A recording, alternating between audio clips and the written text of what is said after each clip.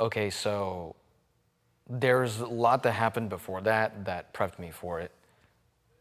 Before I actually had a camera in my hands, I was very like adept at using like technology and figuring it out. And I started when I was PC gaming and carried over my knowledge of just like modding a game into editing videos. Now these were videos ripped off of YouTube at the time, and I learned how to use a nonlinear editor like Sony Vegas, despite how terrible it is. And once I learned to do that, I figured out I had a passion for creating this type of art that I didn't really know how to explain it. You know, I liked doing it, I could tell. And I fell off of that. High school, I was in Photoshop. So that made me interested in editing photos. And like I said, this is before I had a camera in my hands. So, and then I went into jiu-jitsu, and that gave me discipline. And I fell out of jiu-jitsu, and I was in gymnastics before that, and that gave me, well, discipline as well, but like commitment. That's what first started prepped me with commitment. And then I went into, what happened after that? Oh, I went into retail, and I was selling clothes at Zoomies, and that changed my perspective on how I interacted with people. Like I really wanted to understand what other people's story was in order to sell them something. And I realized I wasn't hyper fixated on the sale like my peers were, or like other people that were in the store with me. And I was like, well, this skill must be used somewhere else. And then I ran into,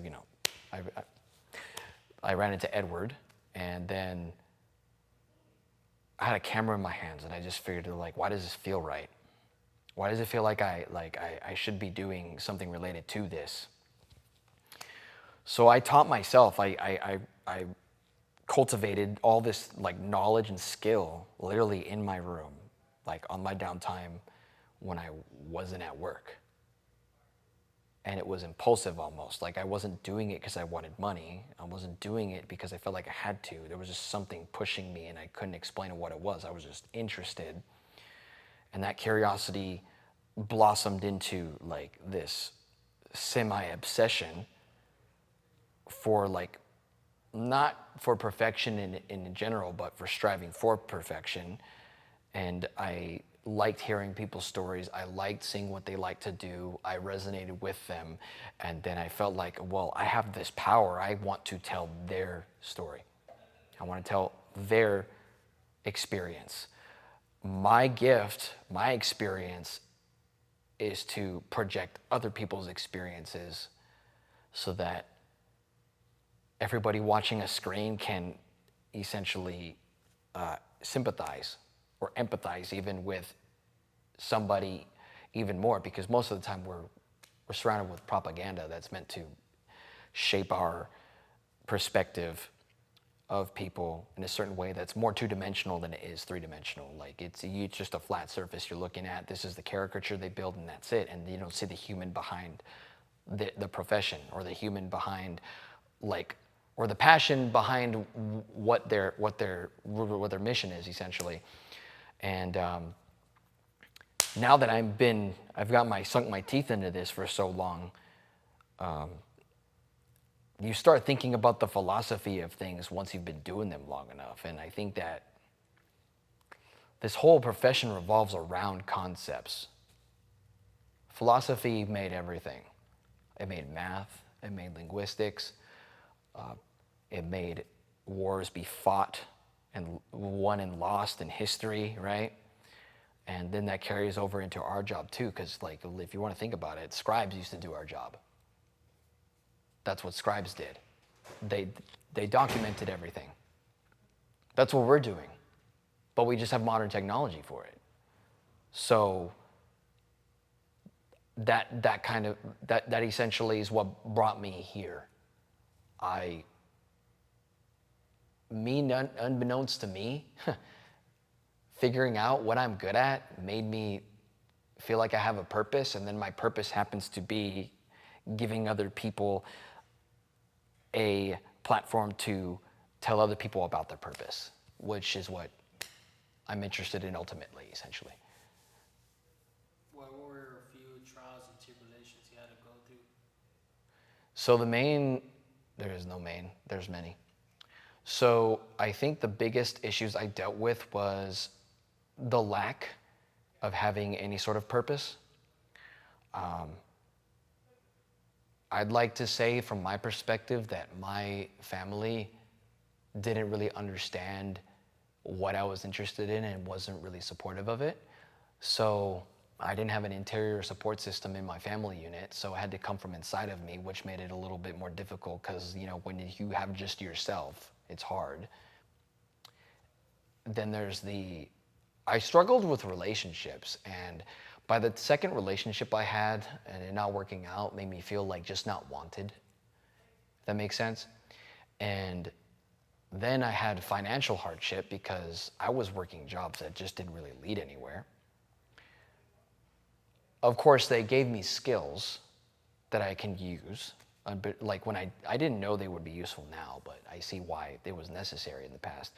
And I think it's weird, no matter how discouraged I was, I still kept like pushing. I even got sick, like really sick. Like I was gonna die. I was told I was gonna die by a doctor if I continued the way I was going. And that shock, I think, was the last thing I needed. Because these trials that I'm going through, that I'm talking about, this isn't like, it was necessary ultimately, in my opinion. Like I wouldn't be sitting here in this stool right now if it wasn't for that. So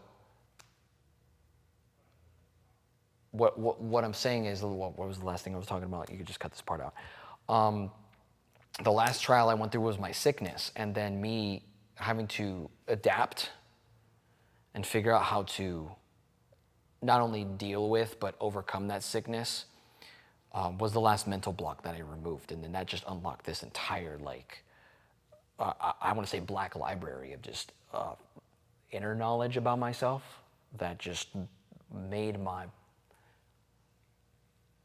talent in my profession just skyrocket. Like it's crazy. I knew what questions to ask already, but I wasn't asking myself the right questions the whole time. I was obsessed with other things other than me because I was convinced that I wasn't important, if that makes sense. Because I wasn't important to anyone. I just wasn't wanted in any sphere. But then I figured out I'm wanted specifically by the people that appreciate what I can do. And that's good enough to me. I like that. So why Concept? So many clothing brands. Why? Okay, let me reiterate. Why Concept? So many clothing brands don't have a story. I'm not going to say it's necessary, but it's so much easier to sympathize with something when there's a story behind it. And if you don't believe me, just look at films and books. Those are like the main forms of entertainment we have, and that's a story. So Concept as a brand is ultimately philosophy, if you really think about it, watered down to its base components. It's a philosophy, but that philosophy is vague and it can be anything. People have different philosophies.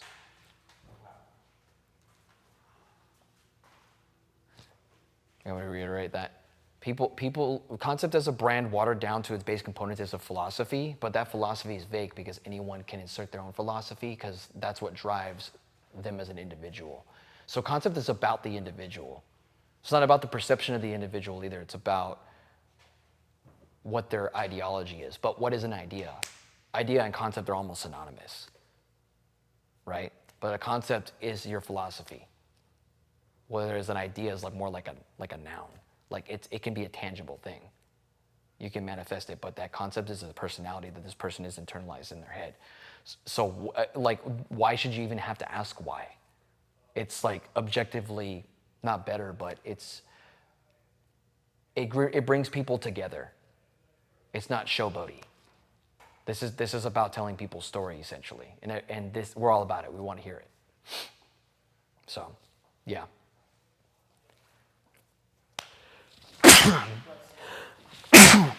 Man, I had a piece of dust in my fucking